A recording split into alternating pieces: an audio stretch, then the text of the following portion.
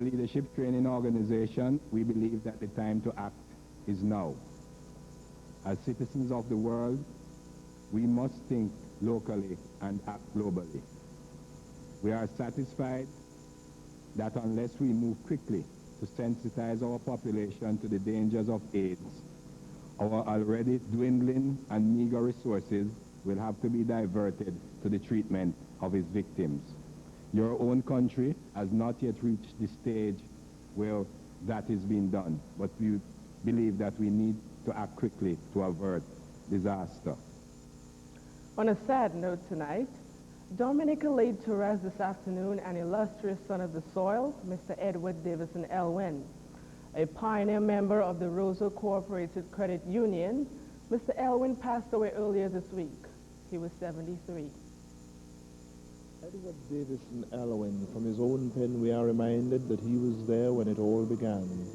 At a Wednesday afternoon on May 30th, 1951, when 31 men, 22 ladies met at the St. Gerard's Library for the organization meeting of the Roseau Credit Union. And on 2nd June in 1951, the first board meeting at which he was elected secretary. Mr. Elwyn left his job at E. Nassif and Company Limited to join the Roseau Credit Union at a much reduced salary on October 1st, 1956. From 1951 to 1966, he was the first secretary and later treasurer, managing director, and helped build the society during those difficult times. He used to go out on his own to Bellevue, Chopin, Fishley, Wotton Waven, to hold classes, to make collections of savings from the society. He became a household name in those villages, and his affection was well known and was well felt as a father of the Roseau Credit Union, a little than he probably deserves. From 1967 July to 1985, Mr. Elwyn was accountant of the society, and on several occasions during that time, he acted as manager. Mr. Elwyn was an acknowledged cooperator. He attended the CUNA orientation course in 1956, the social leadership course at the Cordy International in 1963, 1964, summer schools in cooperative management. In Madison in 1964, Mr. Elwyn was a member of the board of the West Indies Confederation of Credit Societies, WICCS, the forerunner of the Caribbean Confederation of Credit Unions. One of the early members of the cooperative movement here in Dominica is none other than the current manager of the Dominica Credit Union League, Mr. Kenneth Richards. Mr. Richards was also a longtime friend and associate of Edward Davison Elwyn, and he remembers him in this way. Elwyn has been a personal friend of mine, arising out of our association in the credit union movement. As long ago as 1956. I can say that I learned at the hands of Mr. Elwyn. He introduced me to certain of the techniques and the accounts of the credit union, but we were very much associated also in developmental activities and promoting of the credit union movement. Mr. Elwyn, who I must call Mr. Credit Union, is a man of great humility, but a man, I must say, who has devoted his entire life to service of his fellow men. His body left the Roseau Credit Union today for the Roman Catholic Church in Roseau, and thence the Roman Catholic Church for burial. More than 2,000 primary school students will complete the 1994 Common Entrance exams tomorrow. Performance in the two-day test of academic skills will decide who moves on to secondary school. The exams are being written by over 1,000 girls and 976 boys at 30 centers across Dominica. They write two subject papers, language, English language. There are two papers in that. There's a multiple choice paper and composition, and mathematics. Tomorrow they write science and social studies. The center here, the Convent Prep, St. Martin's and S&P are the largest, and they have some small centers. For instance, Sinico is a center. It's very small, but we realize that students in the past from Sinico had to travel very long distances. They would have to travel as far as Atkinson to do the exam. So to convenience the students, we've made Sinico a center. In the meantime, 353 students and teachers from 4 schools in Martinique arrived here today for a one-day visit to the Nature Isle. It's an opportunity for the group to discover and explore a neighboring island. Alors nous décidons de venir passer une journée d'excursion de la Dominique pour faire les élèves découvrir le pays là qui est quand même à 30 km de Martinique et qu'ils ne pas connaître. Alors nous dit pendant une journée, ils ont découvert Ozo, ils ont découvert, bon, nous choisi la réserve Caraïbe, nous allons à sur une plage pour manger, et puis là ils ont rentré. Bon, après, si on est venu passer plus de temps, et puis familiaux ou bien vivre tout seul, eh bien, au moins ils ont bien ça y est, puis ils savent pour qui ils ont vécu. Pour qui c'est Dominique qui a choisi alors? Alors nous choisissons Dominique parce que, premièrement, je estime que nous tout près, nous c'est, je dis ça comme ça, nous c'est frères, ils ne pas connaître l'autre. Before returning home this evening, the group visited the Carib territory, picnicked, and were also able to do some shopping. Another large group is expected tomorrow, this time for our northern neighbors in Guadeloupe. The Windward Islands Banana Development and Exporting Company Limited, WIBDECO, banana contract negotiating team commenced negotiations with GIS PLC in Castries, St. Lucia, towards the signing of a new banana contract. Both teams have acknowledged the need for changes in order to meet the requirements of the industry in a changing marketplace. 2 working committees will be established to look at the removal of the exclusive rights of GIS PLC to market all Windward Island bananas and the percentage tonnage to be allocated to GIS under such new arrangements, and the takeover of West Indies receiving and loading operations for or by WIBDECO. Although progress was made in discussions by the committees, so far no progress has been made in achieving agreement by GIS PLC to any of the proposals submitted by WIBDECO Limited negotiating team. Hoteliers are the latest group being exposed to the new technologies of the Agricultural Technical Mission of the Republic of China on Taiwan. Melvin Didier tells us more. The Embassy of the Republic of China on Taiwan, through its Agricultural Technical Mission, continues its proactive stance in promoting the new crops and techniques it has been experimenting with here over the last few years. The latest group to be exposed to the new ideas is the Dominica Hotel and Tourism Association. Some of the association's membership were given a 3-phased tour yesterday afternoon to see firsthand the work being done at the mission's experimental plots at Stock Farm, Canefield, and the prawn farm at Belfast. Charge d'affaires Philip Wang believes the hoteliers and farmers can do a thriving business together. We think hotels are major consumers of local agricultural produces, and hotels are also the major promoters to outsiders of local culture and local produces. And hotel management, they are very sensitive to what is happening outside because they are entertaining and accommodating visitors from overseas. Through hotels, purchasing power in buying local agricultural produces, it will generate more interest of farmers to produce a juicier fruit, more beautiful flowers, and tastier vegetables. And this is why we target on hotel management. Mr. Wang rates the exercise as successful, for there were many questions and inquiries. They showed very much interest in cantaloupe and our golden crumb watermelon. And we believe, because overseas visitors, they usually get cantaloupe in those international hotels. And if we can produce them here in Dominica, why can we supply them to overseas visitors? And this will help generate more income for local farmers and also save foreign reserve of your people here. You don't need to buy from overseas. Just buy it in Dominica. In the last few weeks, the mission has stepped up its promotional campaign. Charge d'Affaires Wang believes that relating the experience of Taiwan over the last 4 decades here can serve as motivation for the Dominican population in whom he has much confidence. We just try to use all chances available to promote what we have been doing.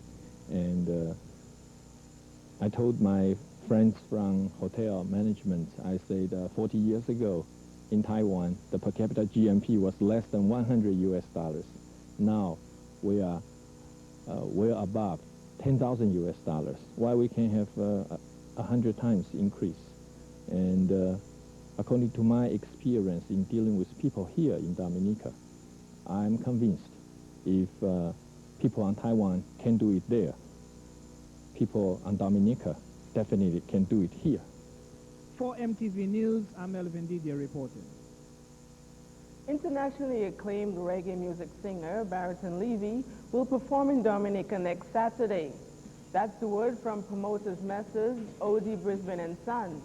The company's sales, marketing, and promotions officer, Emile Depooter, made the disclosure at a promotional conference yesterday.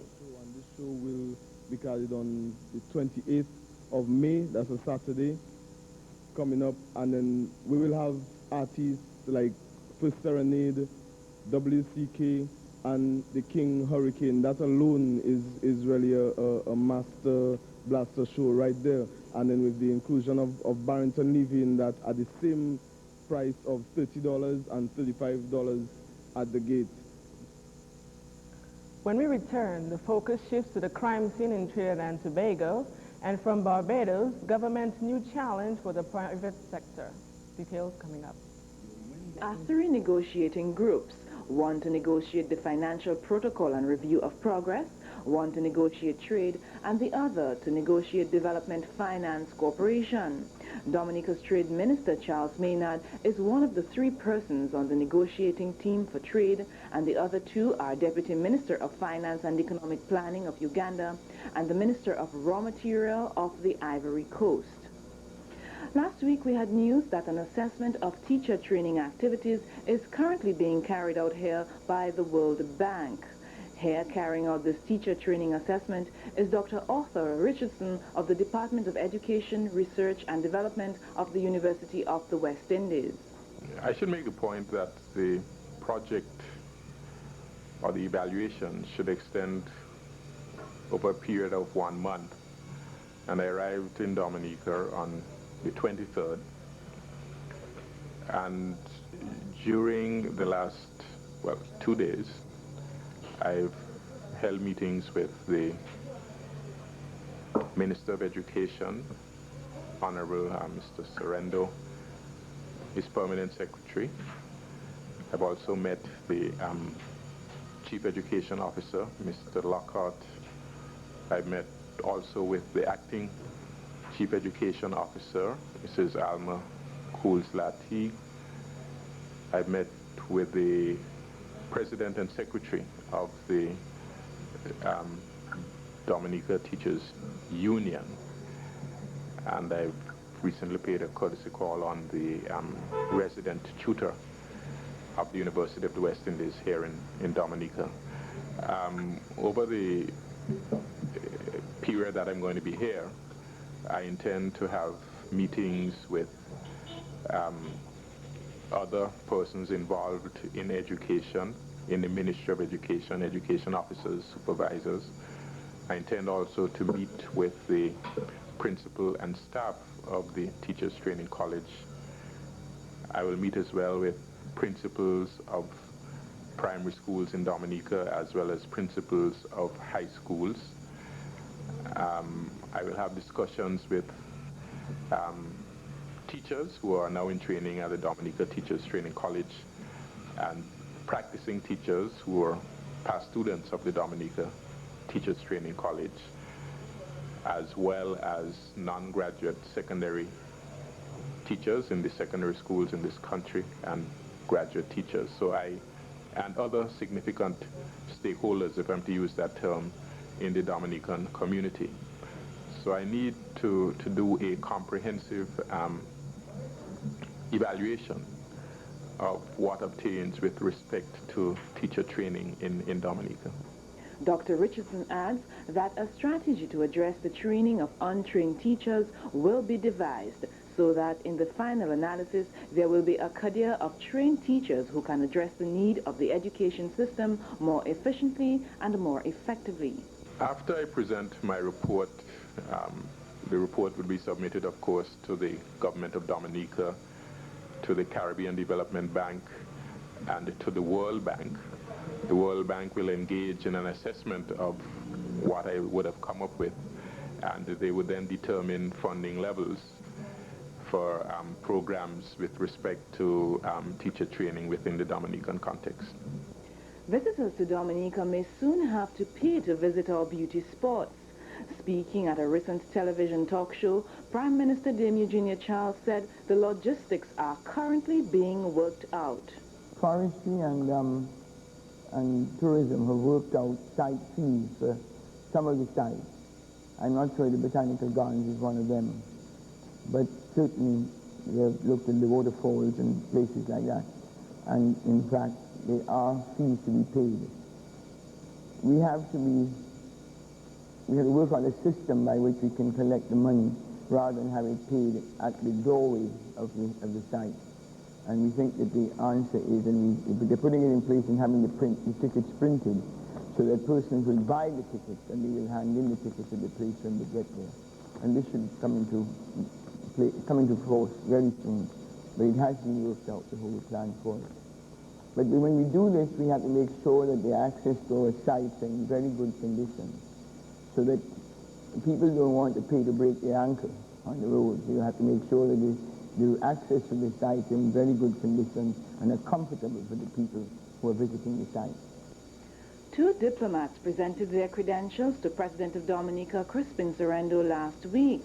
Ambassador of Spain to Dominica, His Grace the Duke of Mora, who arrived here last Monday, presented his credentials to President Crispin Sorhaindo at the State House last Tuesday.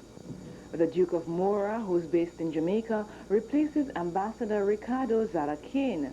Meantime, newly appointed Australian High Commissioner to Dominica, His Excellency Robert Christopher Whitty, presented his credentials and letter of recall of his predecessor to President Sorhaindo last week. High Commissioner Whitty, also who replaces Peter Rogers, will be based in Barbados.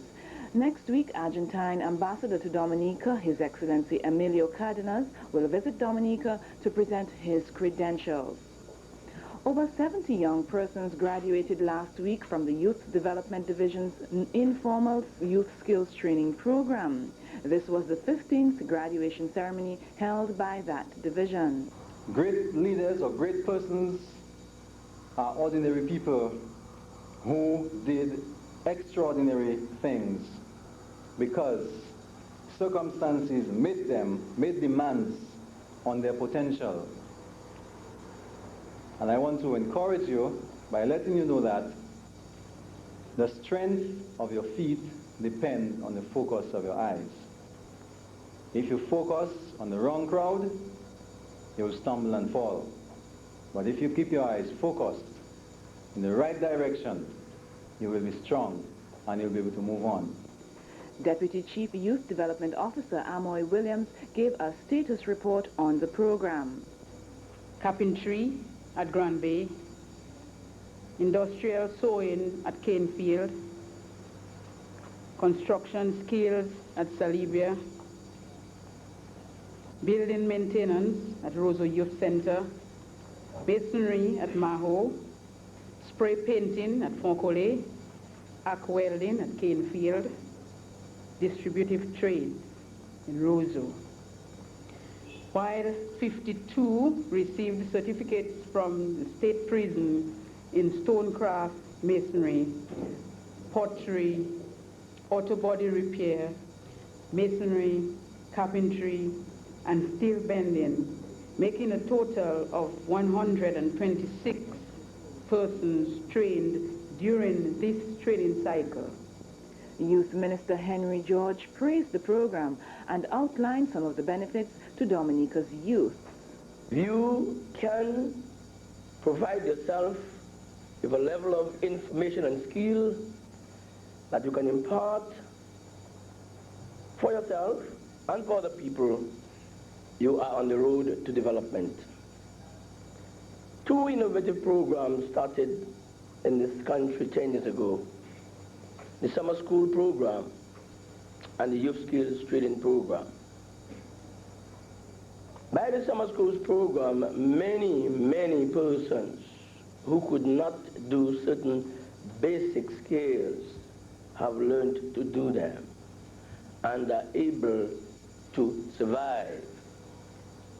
Through the youth skills training program, a number of young persons have obtained skills whereby they can either help themselves personally or find themselves a job.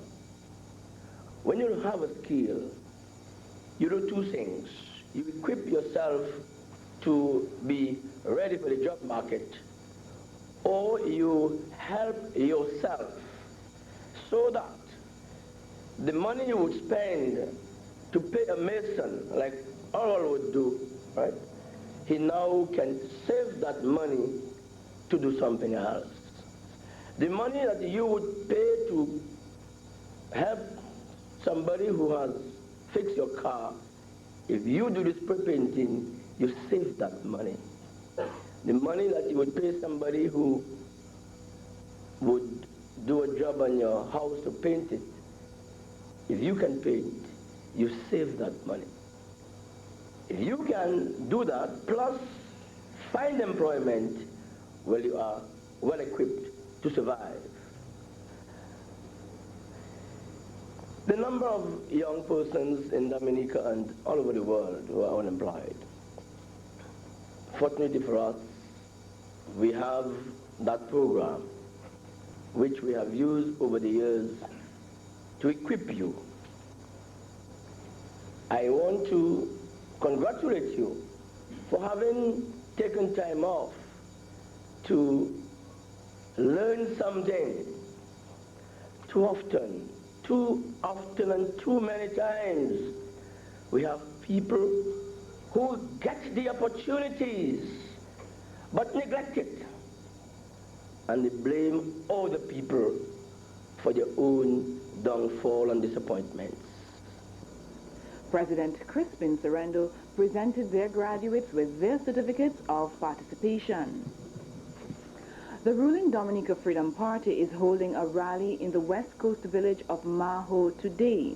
Dubbed Let Freedom Reign, the rally falls on the 15th anniversary of a popular uprising in Dominica. Freedom Party Chairman Dermot Southwell says this day has special significance for the Freedom Party and for Dominicans on a whole. A getting together of Freedom Party supporters and a getting together at this particular time to kill many birds with one stone. On the 29th of May, as we recall, has a special significance for the Freedom Party, in that we knew what the events were on the 29th of May 1979, and the eventual coming on of the Freedom Party at the 80 elections and winning the elections. We know what those events were. We know it was a time when the government was attempting to put into legislation a number of restrictive laws which was encroaching and impinging on the freedom and the fundamental rights which were constitutionally given to all Dominicans. And the opposition which arose spontaneously from the people at that time was something which had to be seen really to be understood. Mr. Southwell adds that the party is also taking this opportunity to launch some of its new candidates. Now, the middle of the year, we are in an election year, and we have been recruiting candidates, and it's a time when we have also chosen to bring our candidates together, a number of new candidates that we have, and it's a time when we have to keep reminding Dominicans where we took this country from in 1980 and where this country is today. Of course, a lot of people will tell you that there's this and there's that and there's all the other, but nobody can deny that the country has moved, and significantly so, in many ways, and in many ways which are beneficial to Dominicans. The guest speaker is popular Caribbean politician and former Prime Minister of Jamaica, Michael Manley. Other speakers include political leader Prime Minister Eugenia Charles, leader designate Brian Alleyne, and other ministers of government. Former trade unionists Charles Savre and Anthony Frederick Joseph will touch on the historical aspect of May 29th. A memorial service was held last week for the late Gordon MacDonald Medford, a former headmaster of the Dominica Grammar School. Medford, a Barbadian, served at the DGS from 1955 to 1967. Past and present students of the school paid tribute to Mr. Medford. It is because of the culture, the divergent thinking, when you can have persons from the region to serve as principals, students from all around Dominica attending the school, and there is that openness at the school and good integration. Hence, we realize why the school has contributed so much to education. If Medford was cremated, I would have wished that his ashes would be buried right here on the grounds of the Dominica Grammar School.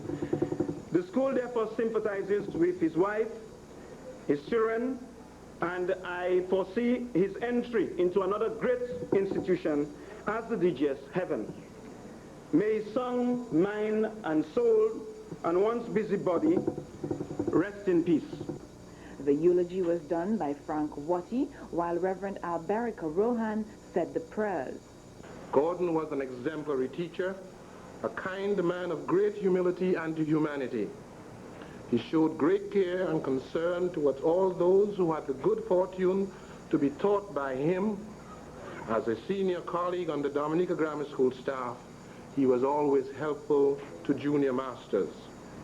Your loss is our loss. Please therefore accept our profound expression of sympathy and friendship during this period of bereavement. Gordon Medford was a Barbadian by birth.